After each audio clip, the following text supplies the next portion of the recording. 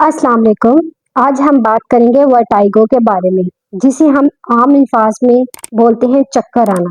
उसकी वजह क्या है और इसका इलाज क्या है? आज मैं आपको बहुत ही सिंपल अल्फाज में समझाऊंगी कि वर्टाइगो क्या होता है। सबसे पहली बात कि जिन लोगों को चक्कर आते हैं, मतलब उनको क्या लगता है कि उनके जो आसपास की चीजें हैं और जो इन्वायरमेंट है वो घूम रहा है, ठीक है? या उन लोगों को लगता है कि वो खुद घूम रहे हैं। उन लोगों को क्या फील होता है कि उनका जो बैलेंस है ना वो ठीक नहीं है। कुछ लोगों को साथ में एक तो चक्कर आता है और साथ में नौजिया होता है, वॉमिटिंग होती है। तो ये वर्टाइगो होता है जिसको चक्कर आना कहते हैं। अब इसकी दो बड़ी वजह होती है, इसकी दो मेन वजह होती है। एक इसकी वजह जो होती है वो होती है पेरिफेरल और एक होती है सेंट्रल। जिसको हम पेरिफेरल जो जिन लोगों को चक्कर पेरिफेरल कॉज की वजह से आते हैं ना वो इतनी खतरनाक नहीं होती। आपने देखा होगा कि हम में से कुछ लोगों को जिंदगी में कभी ना कभी चक्कर जरूर आते हैं। ये जो जो चक्कर हमें आते हैं ना ये पेरिफेरल, इसको बोलते हैं पेरिफेरल वर्टाइगो। इसमें लोगों को क्या होता है कि इसमें लोगों को क्या महसूस होता है कि जब वो करवट लेते हैं या नेक की मूवमेंट करते हैं तो उनको नेक की मूवमेंट करने के साथ चक्कर आते हैं। ज्यादातर लोग ये कहते हैं कि जब हम सो रहे होते हैं करव तो अचानक से करवट चेंज करते हैं या गर्दन को घुमाते हैं तो हमें चक्कर आते हैं। या हम बैठे होते हैं और अचानक से उठते हैं तो चक्कर आते हैं, और अगर हम बैठे हो और अचानक से लेट जाएं तो चक्कर आते हैं। ठीक है, ये सब होता है, इसको हम बोलते हैं पेरिफेरल वर्टाइगो। ठीक है, या फिर अचानक से वो लेट जाएं तब उनको चक्कर आते हैं।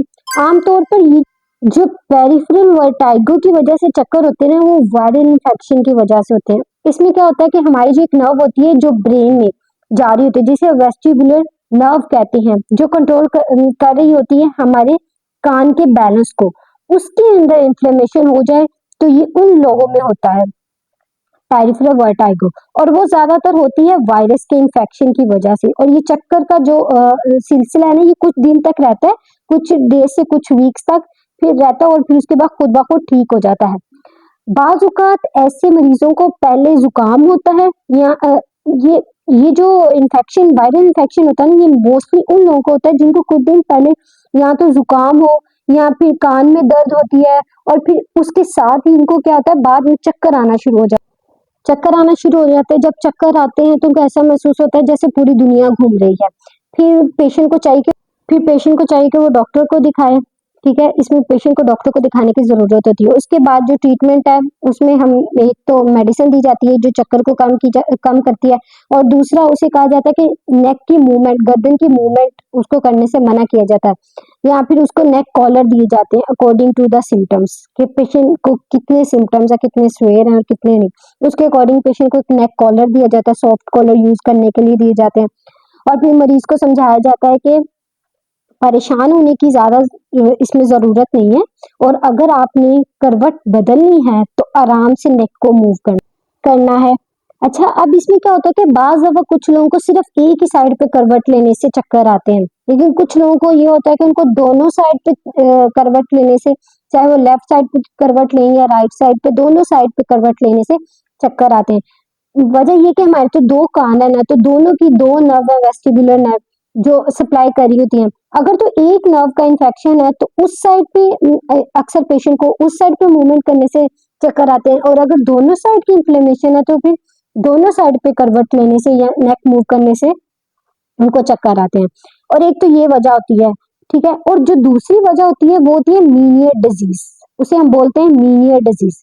मीनियर डिजीज इसमें क्या होता है, इसमें बहुत शदीद किस्म के ना अटैक होता है, या फिर कुछ दिन से लेकर कुछ हफ्तों तक रहता है। ठीक है, कुछ दिन से लेकर कुछ हफ्तों तक चक्कर आते हैं, फिर जब ट्रीटमेंट होता है, ठीक है, फिर वो ऑटोमेटिकली ठीक हो जाता है। अब इसकी डिटेल में जाने की जरूरत नहीं है, इसमें सिर्फ ये होता है कि जो हमारे कान में ना एक केनाल होती है, ठीक है, जिसे बोलते हैं सेमी सर्कुलर केनाल कहते हैं। उसमें क्या होता है, फ्लूइड यानी पानी इकट्ठा हो जाता है। अब वो फ्लूइड क्या होता है कि कोई पस हो सकती है या सिंपल कोई पानी हो सकता है, वो इकट्ठा हो जाता है, उसकी वजह से ये डिजीज होती है जिसे बोलते हैं मीनियर डिजीज। उसमें अक्सर पेशेंट्स को चक्कर आते हैं, ठीक है, लेकिन इसमें जरा शदीद किस्म के चक्कर आते हैं, लेकिन ये भी खुद ब खुद ठीक हो जाते हैं। ये पेरिफेरल कॉज थी वर्टाइगो की। अब जो हमारे पास तीसरी वजह आती है जो कि सेंट्रल होती है, ये जरा ना खतरनाक होती है। इसमें क्या होता है कि पेशेंट को बहुत शदीद किस्म के चक्कर आते हैं। इसमें क्या होता है कि हमारे जो ब्रेन का जो निचला हिस्सा होता है ना, उसमें एक इन्फेक्शन हो जाता है या कोई ट्यूमर होता है जिसकी वजह से प्रेशर पड़ता है, या फिर क्या होता है कि जब खून की कमी की वजह से वहाँ वो एरिया डेड हो जाए, वहां पे खून की सप्लाई ना आए, वो ब्रेन का वो हिस्सा डेड हो जाए, उस वजह से चक्कर आते हैं। तो ये वजह बन जाती है। और भी बड़ी वजह होती है, लेकिन जो कॉमन वजह है ना वो यही है, कोई ट्यूमर, कोई इन्फेक्शन या खून की कमी की वजह से उस टाइम पे क्या होता है कि ब्रेन का वो हिस्सा डेड हो जाता है। और अगर कोई इंजरी हो जाए, कोई चोट लग जाए, तब होता है।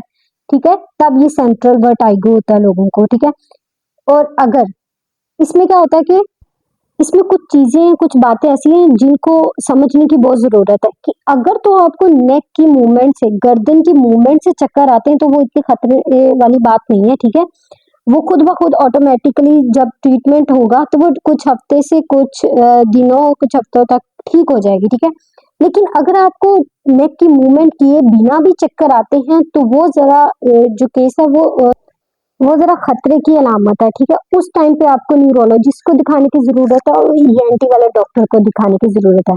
अब ये चंद बातें हैं, इनका आपने ख्याल रखना है कि कब चक्कर आए तो डॉक्टर को दिखाना है और कौन और मेडिसिन का इस्तेमाल करना है। ठीक है, अब इस वीडियो में आपको समझ आ गई होगी कि चक्कर हमें क्यों आते हैं, और इसके लिए अगर इस वजह से आए तो हमें क्या करना चाहिए और क्या नहीं करना चाहिए। होप सो कि आपको ये वीडियो पसंद आई हो। अगर आपको ये वीडियो पसंद आई तो इसको लाइक शेयर करें। Thank you.